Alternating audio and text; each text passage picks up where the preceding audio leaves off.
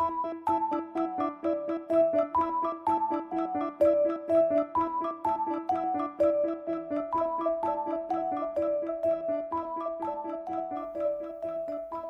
to Daily Snapshots of AI. I will be sharing today with you the Deepfake, which is a technique that has been used to create a fake video of talking Mona Lisa, and it is getting really popular as the day passes by, because what it does essentially is that using this, what's unique about this technique is that given a single image of a Mona Lisa, I will show you a video. Like, you can see that how exactly it happens.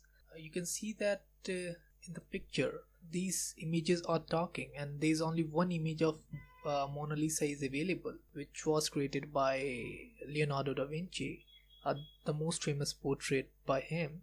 And you can see that these three different angle views, different facial expressions have been demonstrated here. It is remarkable in a sense that you are not essentially providing a lot of training images. What it is doing is that it is learning on different image structures, different training data, and then you're just transferring the learning part.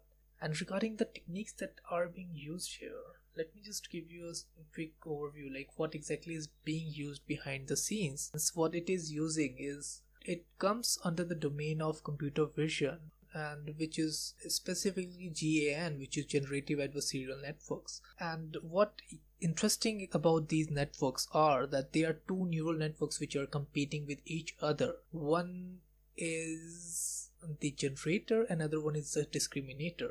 When these two neural networks are competing, one creates, so suppose you gave it a seed value as a particular image of a dog, training data set of a dog, like different pictures of a dogs, and what the generator will do, it will create new images based on the data set that you have provided, and the discriminator will evaluate that data set. That's exactly what it does. So this technique has been used here. Producing original videos such as these, known as the deepfakes, isn't that easy if you think about it. Human heads are geometrically complex and highly dynamic, and 3D models of the heads have tens of millions of parameters. And on top of that, it is not using any particular specific technique for one image only. So in the next time when I provide it with the image of Barack Obama or some other famous politician, what it will do, it will automatically create a fake video based on that. That is what. So let's have a look at the deepfake video of Obama, which was put on the Buzzfeed. You can see that how realistic it looks. One is saying anything at any point in time, even if they would never say those things. So, for instance, they could have me say things like, Killmonger was right, or Ben Carson is in the sunken place, or, how about this, simply, President Trump is a total and complete dipshit. Now, you see, I would never say these things, at least not in a public address, but someone else would. Someone like Jordan Peele. This is a dangerous time. Moving forward, we need to be more vigilant with what we trust from the internet. That's a time when we need to rely on trusted news sources.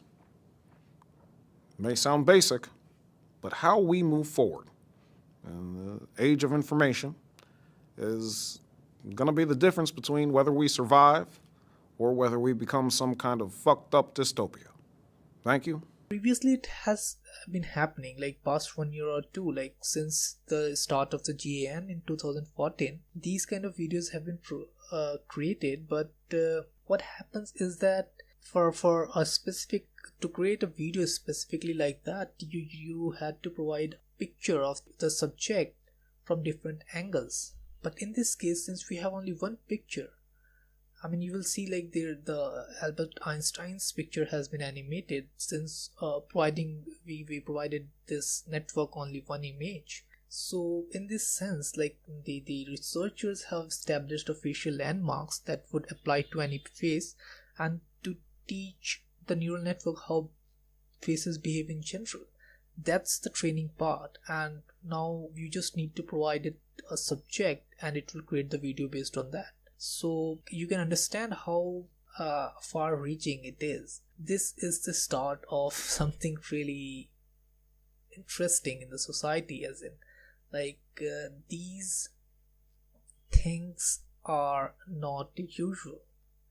You listen the daily news about some interesting research and projects, but these things which are happening has never been seen before in the history of mankind, and we are essentially living in very interesting times that techniques like these are there. Like, you can see the practical implementation of these in the porn industry. Like, there's the revenge porn, and there's different kind of content which are being created, and you will see like it's really counterintuitive when it is going to be and it has been used for malicious purpose. Like, right now there are a lot of cases that has came forward related to these fake videos, so it poses very serious ethical questions, and we kind of need a collective approach at the global level to somehow counter the